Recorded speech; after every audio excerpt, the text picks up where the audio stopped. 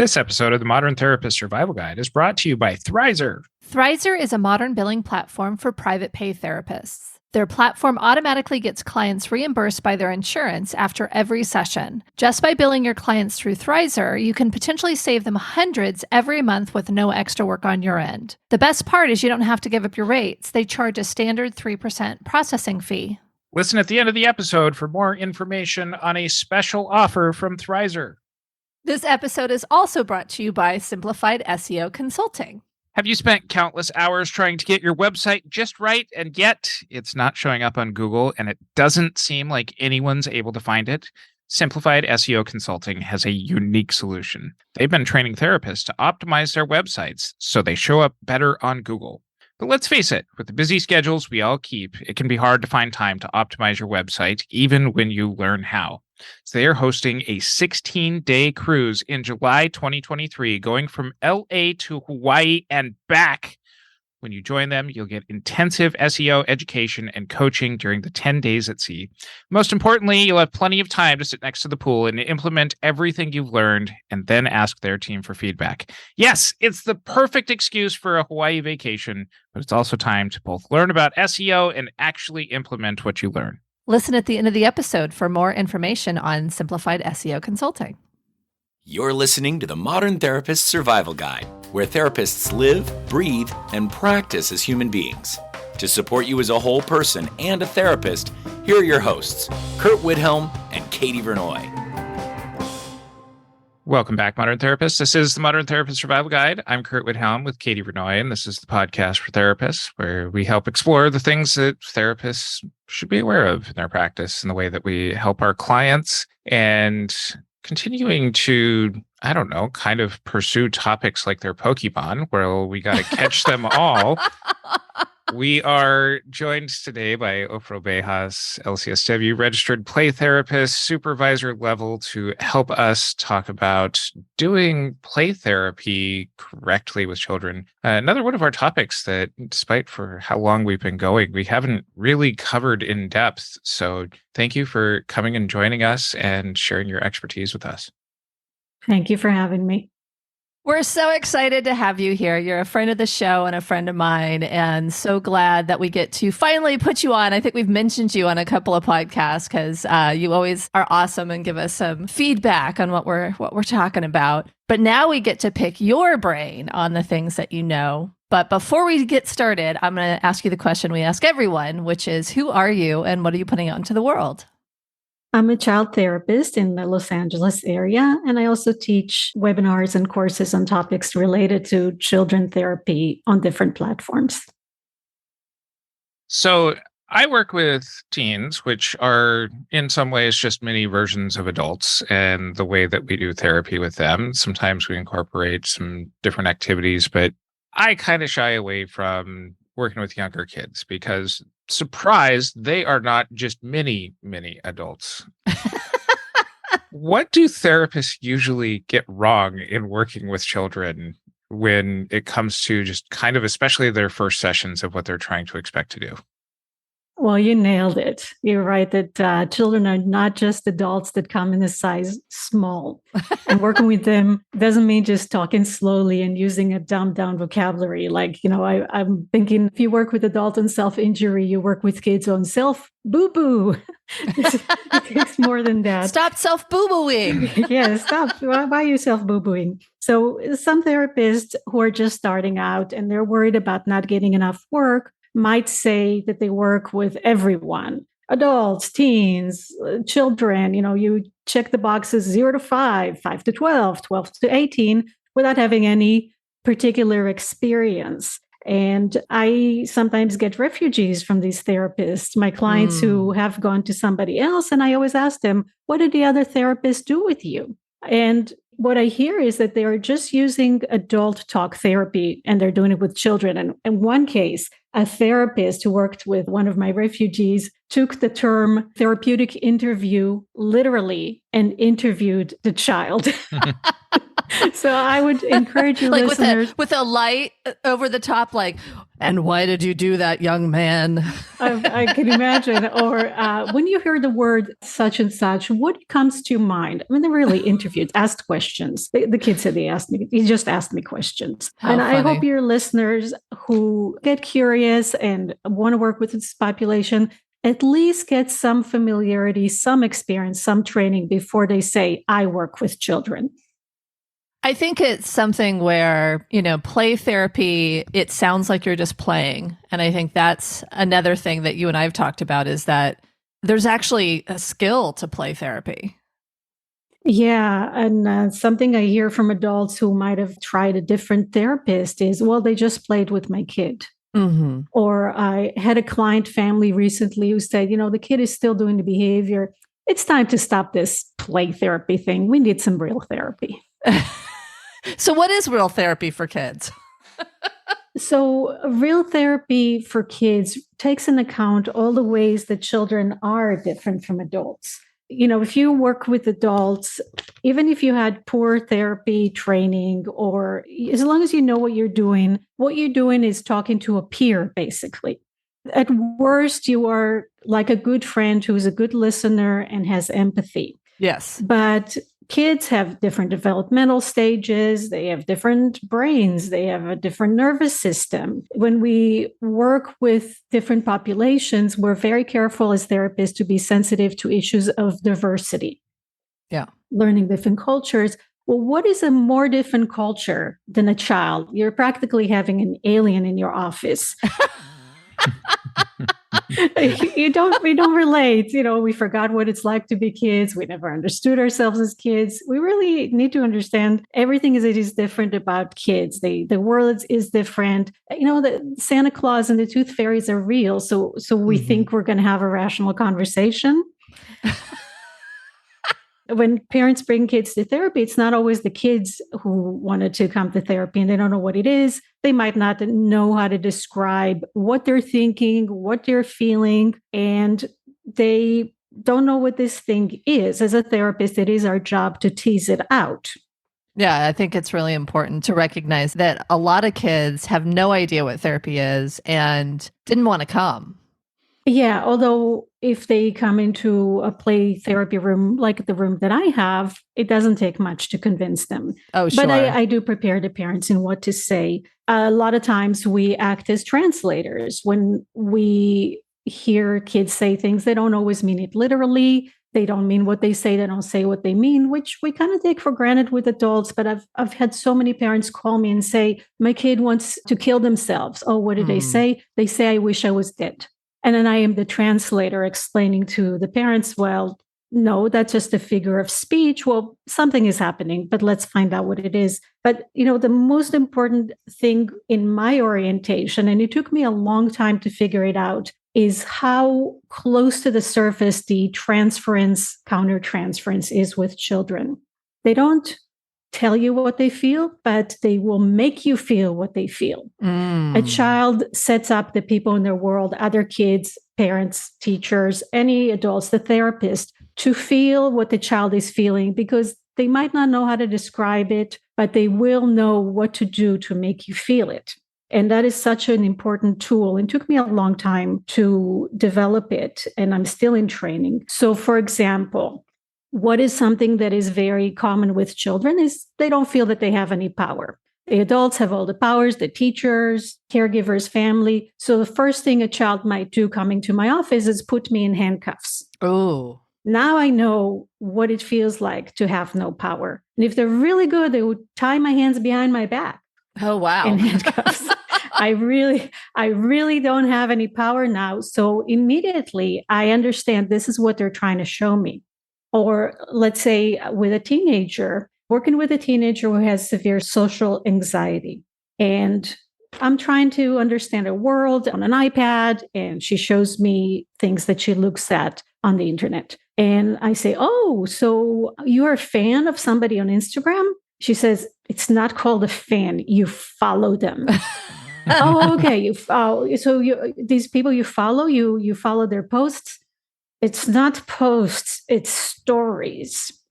So I'm starting to feel like I can't get anything right. Every time I open my mouth, I might sound even more stupid. Okay, that is her world. This is what she's trying to show me.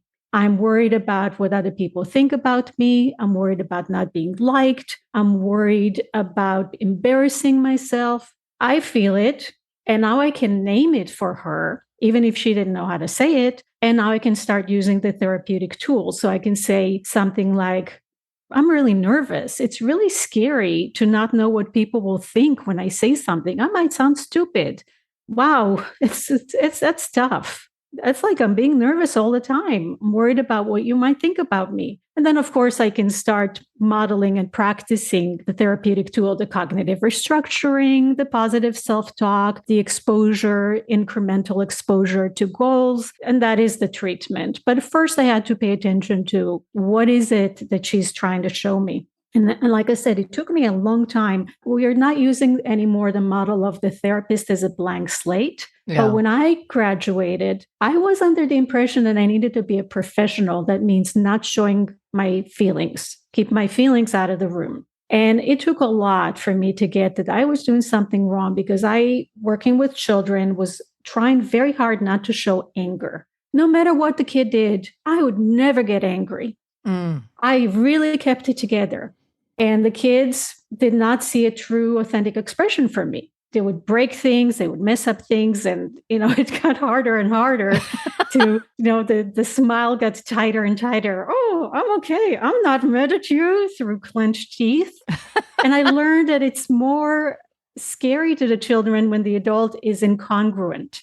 Yeah. And not showing their true feelings. It's less scary to see somebody angry than it is to somebody pretending that they're not angry, but they are. And the kids would up the ante. If you're not showing what they want you to show, you don't get it, they'll up the ante. Oh, I just slimed your couch. I put slime all over your couch. Are you angry now? Oh, no, I'm not angry. Oh, how about I break your toys? Are you angry now? Are you angry now? And this level of aggression in my playroom was off the charts. I said, I am doing something wrong. I don't know what it is, but I need to figure this out. And I found the right training, which happens to be Colorado Play Therapy Institute. Now it has a different name. And I started noticing and showing what I was really feeling and naming it. And that is the work with children. And I did not know this when I graduated, even though I was in a children and youth concentration program.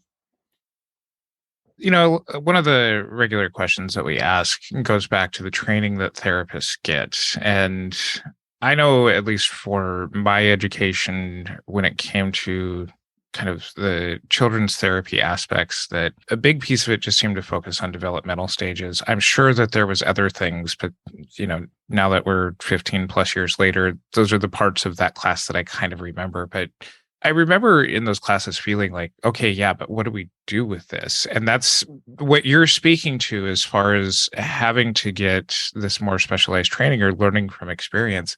What is your experience, especially as a supervisor in this, of how to best bridge kind of moving into this stage of learning what to do or how to do these steps that you're talking about, so that way we can be more beneficial to our clients sooner? The question you asked, what do you do with children? Some people might be familiar with the late Violet Oaklander, who wrote a book, Windows to Our Children. And I was lucky enough to get to meet her in person and be involved in the training with her. And she said that she wanted to name that book, What Do You Do with Children? Like, what do you actually do in the room with children? And you take whatever orientation you have. Is it Gestalt? Violet Oaklander happened to be Gestalt. Is it CBT? And just interacting with the child. A lot of it is psychodrama, reenacting situations as if they're happening, whether with toys or with fan play or with puppets. But it's just taking the conversation with an adult to another level of just let's pretend it's happening. And we're acting as if it's happening to us right now. That is a part that is missing in a lot of graduate programs, even ones that concentrate on children, like the one I was at, is what do you actually do in the room? You take whatever orientation you are familiar with and you bring it in and you comment on it. And like I said before, you notice how am I feeling? What is the kid setting me up to feel? And following the lead of the child, they will be very good. They're very good at showing you what they want. And what is it that they're interested in showing you? Not what do you want to ask, but they'll ignore you completely and just say, let's do this other thing. Just follow along and, again, paying attention to the transference, counter-transference. Yeah, I know when I was doing that little bit of play therapy that I did before I felt like I was in over my head, I definitely had clients replaying traumatic scenes over and over again. I don't know how many times I was killed and resuscitated and how many times I was shamed and bullied in a school setting. It was really very interesting. But it seems to me, especially what you're talking about, Ofra, it's gone beyond non-directive play therapy where you kind of sit and let the kid play and you kind of reflect back. Like it seems like there really is a need for specialized training. What does that look like and how do you choose which orientation or modality to use when working with kids? Yeah. How do you know what to try? The play therapy program that I trained in and then later taught at the University of San Diego has 22 classes. Wow. And different modalities, Gestalt, EMDR, CBT, sensory motor, whatever it is that you are gravitating towards, resonate with, there is a version of it with children. There is a special protocol in EMDR for working with children. It's whatever you want to do. You can find a class that says you can do this with children. And in many of those classes, I said, this isn't for me. That is not what I want to do. This doesn't resonate with me. I resonated more with experiential. I had a teacher in my graduate school practicum who trained with the Nortons, which I know a lot of people don't know. It's like if you're a group therapist and you trained with Yalom. Mm-hmm. The therapist in the agency where I did my practicum, a child guidance center, taught us how to do play therapy in the room by showing videos of what he did. And you take whatever you want to take from it. So, like I said, it's not just take the adult interview and do it in a room with the child. And Katie, you said a lot of reenactments. What are we reenacting? Part of the training is, okay, so what are they trying to show me? And how do I respond? How do I do the therapy with this? Sometimes when I teach, I say, what is therapy? I mean, we always talk about therapy. What is it that we do? Are we like being a friend? Are we listening? So what is a therapy on a bumper sticker? If you had to put it in 3 words, it's notice it, sit with it, and make meaning of it. Or in an experiential model, it's you observe it, you name it, and then you model how to cope with it. Mm. And when you mentioned the reenactment with the child, okay, the child is showing you something. Is he scared or is he trying to show mastery? I'm not afraid, I can do it. And then you name it. Oh, I see blah, blah, blah happening. I feel this or that. And what is the name for it? Oh, this is being nervous. This is being scared. This is being frustrated. What do we do when we are feeling this way? Oh, let me show you. When I'm scared, I take a deep breath. And then I'll look around. I remind myself that I'm in the room and I'm safe. And that is the same as you would do with an adult, just like you're really breaking it down to the components. I want to talk about case conceptualization here, because when I do work with younger kids, as a trained marriage and family therapist, I kind of conceptualize, okay, we're going to get to doing parent work, to being able to, kind of create this space to help reinforce what the goals are that get done in the therapy room. My intention from almost the beginning is, all right, let's get this to family work. I know that you're not a marriage and family therapist and might not have that same conceptualization. So I'm wondering how you come up with kind of the unit of treatment that you're looking for from the beginning as far as how you start to conceptualize the work that you're doing here. Yeah, it's not really that different. I know that there's a belief that maybe MFTs and LCSW and LBCC are completely different. I haven't seen any difference. I did go obviously to a social work program. But as social workers, we learn about systems. And of course, marriage and family therapy, the family is a system. So how do you decide, well, who do you treat? Well, is it an individual issue with the child? Like the child is afraid of the dark, can't fall asleep. Is it a parent-child issue, a relationship issue, a family environmental issue? and you figure out, is the child an identified patient? Is it the family's struggling through something and the child is the canary in the coal mine? Sure. We don't have a different approach clinically as social workers. I'm not sure about LPCC, but I've worked alongside MFTs and I didn't see any difference. And then the joke, my LCSW friend says, when you go to all these conferences for MFTs and there's nothing about children, no classes, like the name is marriage and family therapist. Families usually have children. Why is it always the couple and the individual? In systems, and the family is a system, and you figure out, do I need to change the system? Do I need to change the environment? I don't remember if you had Stephen Lewis on your podcast. Mm-hmm. You did. And he said something I really like. Sometimes working with a child is working with somebody who has a tiger at home, and you work with them and you figure out what to do with the child. And then they go home. And then people ask the child, why do you still get bitten by the tiger? And that's community mental health in a nutshell. Working with underserved population, working with the child only. And Curt, you're right. You got to look at the family and say, we're going to work with the child, or am I going to work with the whole system, with the parents? Do I need a client for 15 years or 15 sessions? Yes. Yeah. And it's sometimes difficult to work with the whole system, because even when it's just the child's issue, the parents want to be seen.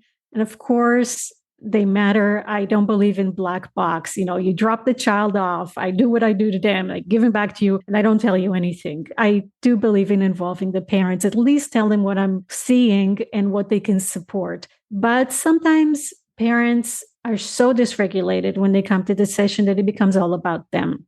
Yeah. And that's one of the reasons to set very, very strong boundaries and not have a parent take over the session, or God forbid, complain about the child in front of the child. I always tell parents, imagine you go to couple counseling and it's always like, oh, let me tell you, therapist, what he did or what she did. We don't do it here. You can tell me in between sessions.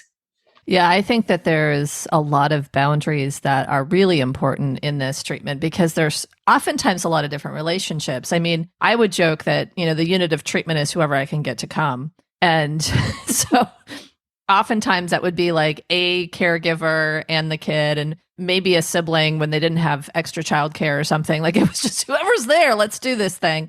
But it seems like you've got relationships with each member of the unit of treatment, whatever that is. And then there's also so many people that are emotionally dysregulated. How are the clinical boundaries different within this type of treatment? Kids are different. Like I know I had kids that wanted me to adopt them, who would hug me. I know I had parents who all of a sudden I became a co-parent, and I had to really push back against that. And so talk, I guess, a little bit broadly about boundaries, because it seems like there's so many different things to consider there. Right. So the unit of treatment is the boundary. Who is showing up? Am I expected to work with, and what are the goals? Setting the goals is so helpful in figuring out, what are we working on? What are we not working on?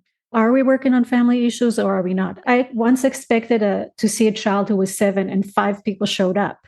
And I just looked and said, what is it that we're doing here? Mm-hmm. I pulled the mom aside and I said, what did you see happening here today? Oh, well, you said you work with children, and my 7-year-old, and also my 12-year-old, and also my 18-year-old, and everybody was there. And I said, well, maybe I can help them too, but not today. We're not going to all be here today for a one size fits all session. So defining who's coming in. If I need to have a parenting only session to say, here's what I'm seeing, here's what the parents can do to support the treatment, we're just going to do a separate session with the parents. Really, who is showing up? I like something Angela Caldwell said, and I don't know I don't remember where it was. She's dealing with caregivers who are not available to come in. And she said, if they're alive, they're available. I think that was on our podcast. We'll have to share that one in the show notes. Yeah, I'm a listener. But, when it comes to boundaries with the child, again, why it's so important to know what you're doing and be grounded in training. I wrote down a list of everything that's happened to me with children. It's really different working with them. The worst thing an adult client could do to you is be mean to you. like say something hateful or hurtful. I mean, that's not the worst thing. They could come with a weapon, or they could sexually assault you. But that's right. A whole other podcast episode. Right. Within talk parameters. Sure. Yes, of course. They could be also unsafe. Of course, they can ignore your advice or be mean to you. But with kids, they're children and they're going to act childishly. So here's some things that have happened to me. I already mentioned being handcuffed. I've had children punch me, kick me, call me names, mock me, shush me, blindfold me, grope me, kiss me. I've had private parts shown to me despite my objections. Wow. One kid at a whole session, au naturel. I had sand thrown in my face. I got locked out of my own office. I had a child bolt out of the room and hide in the building, and I couldn't find them. I had to call the parent. I say, I don't know where your kid is. They trashed my room. And like you said, Katie, they climb onto your lap and tell you that they love you. Mm-hmm. And you better know how to deal with these things. And you're not there to be the disciplinarian and tell them that they were bad and they shouldn't do this. You have to know how to acknowledge what they're feeling, communicate the limit, and redirect. Yeah. And sometimes you have to do it with grown-ups too. I think that's more why I've not worked with kids, is dealing with the parents in that role of parent. I obviously work with a lot of folks who are parents, but it becomes very different when a parent is coming about their kid, whether it's being very frustrated at their indifference and like, fix my kid, it's their problem, or the overbearing, like, I will be involved in every session parent that is just very, very overwhelming. But it seems to me that it's more complex, and I think people see it as more of a throwaway because, like, well, my first internship, I was thrown to the wolves in community mental health and worked with little kids. And so of course I know what I'm doing. And, this is how I get clients, is seeing kids, because, there's not that many kid therapists. And what I'm really hearing is there's a lot more nuance, even than when I was trained, about how we make sure to take care of these kiddos in treatment. Yeah. And a good point is the parent over-involved or under-involved, and not to forget that the parents are grieving. No parent ever looked at their newborn baby and said, I wish my kid grows up and needs therapy. Yep. So you cannot completely ignore them. A lot of psychoeducation with the parents. And something that I have yet to really master is involving the parents in a limited way, not to shut them off, but to set the boundaries around it and to be very clear about what we are and aren't going to do. And if they need their own therapy, how to get their own support, and that this is not the session for individual therapy for the parent. But of course, you have to acknowledge it. I had one mother participate in the session, and she asked me point blank, let me know if I'm doing anything wrong.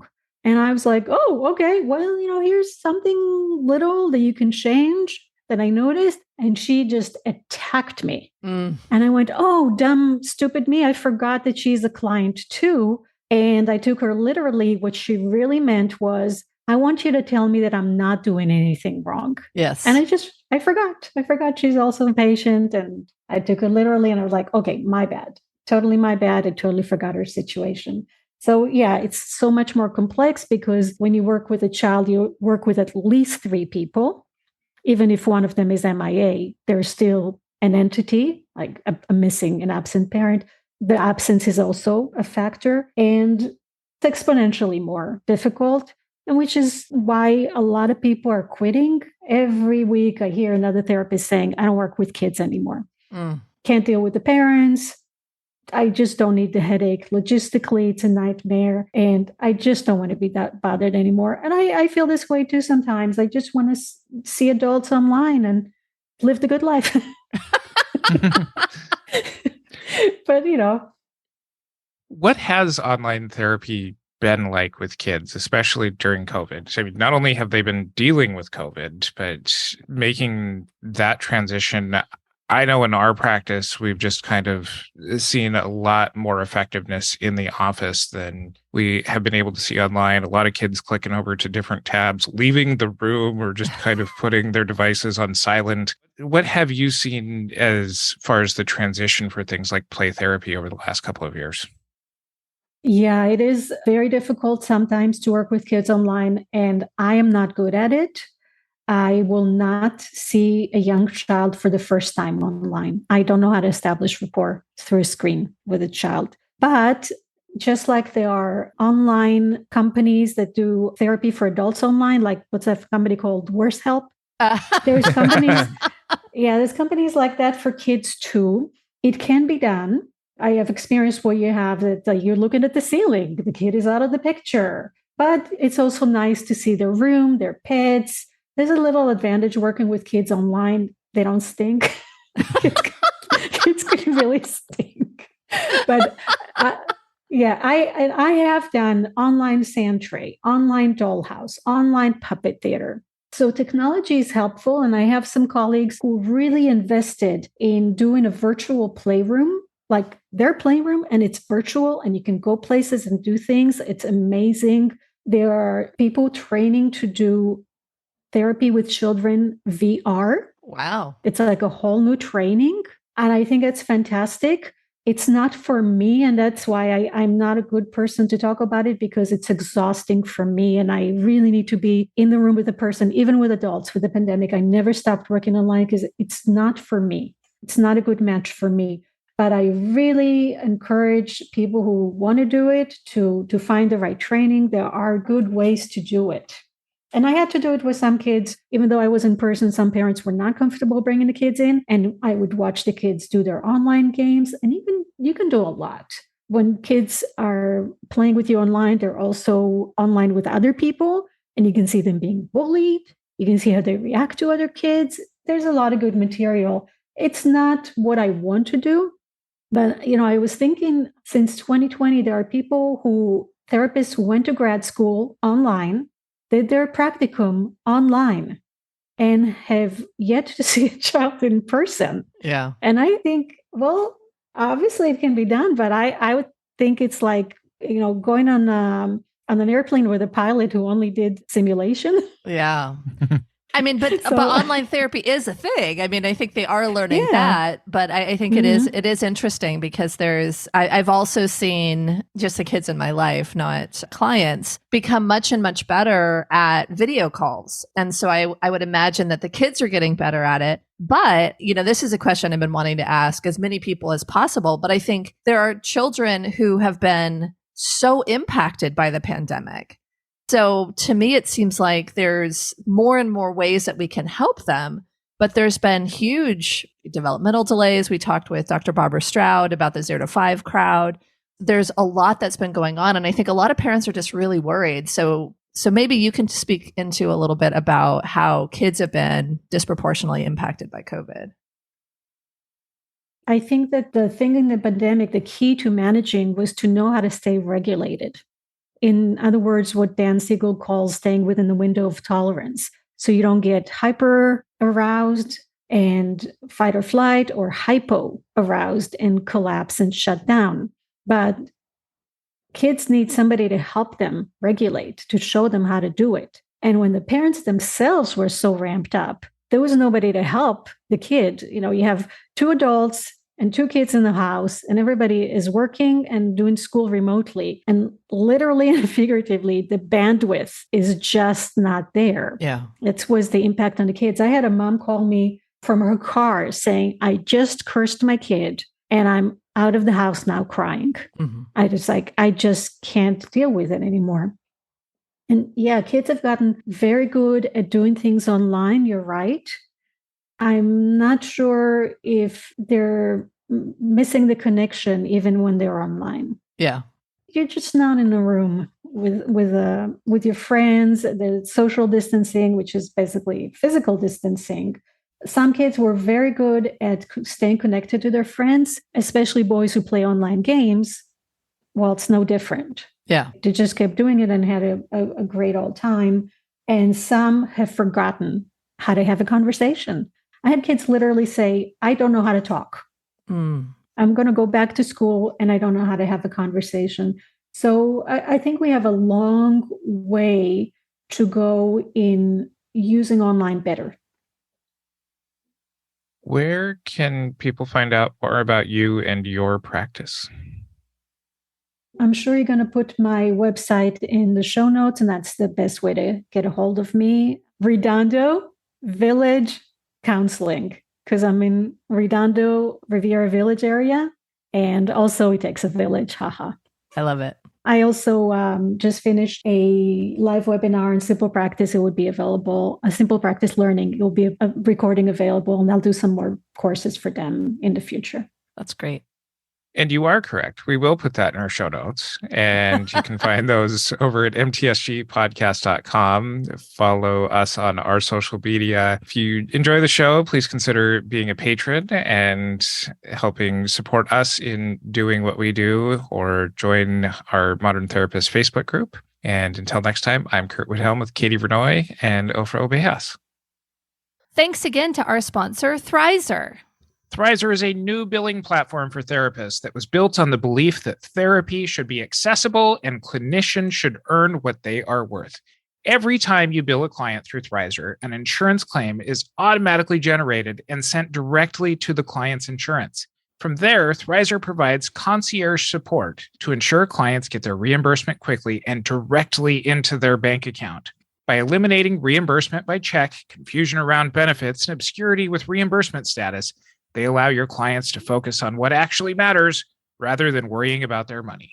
It is very quick and easy to get set up, and it works great with EHR systems. Their team is super helpful and responsive, and the founder is actually a longtime therapy client who grew frustrated with his reimbursement times. Thrizer lets you become more accessible while remaining in complete control of your practice. Better experience for your clients during therapy means higher retention. Money won't be the reason they quit on therapy. Sign up using bit.ly/Modern Therapists and use the code Modern Therapist if you want to test Thrizer completely risk-free. You will get 1 month of no payment processing fees, meaning you earn 100% of your cash rate during that time. Once again, sign up at bit.ly/Modern Therapists and use the code Modern Therapists if you want to test Thrizer completely risk-free. This episode is also brought to you by Simplified SEO Consulting. These days, most people go to Google when they're looking for a therapist, and when they start searching, you want to make sure they find you. Simplified SEO Consulting offers a variety of training options to help meet you where you are in your website journey, led by professionals with a background in education and mental health who truly understand our field. The upcoming cruise is a unique opportunity to learn to optimize your website, have time to practice what you learn, and the ability to get feedback from leading SEO professionals in our field. To reserve your spot before it fills up, go to simplifiedseoconsulting.com. Once again, go to simplifiedseoconsulting.com to check out all the information on the cruise. Thank you for listening to the Modern Therapist Survival Guide. Learn more about who we are and what we do at mtsgpodcast.com. You can also join us on Facebook and Twitter. And please don't forget to subscribe so you don't miss any of our episodes.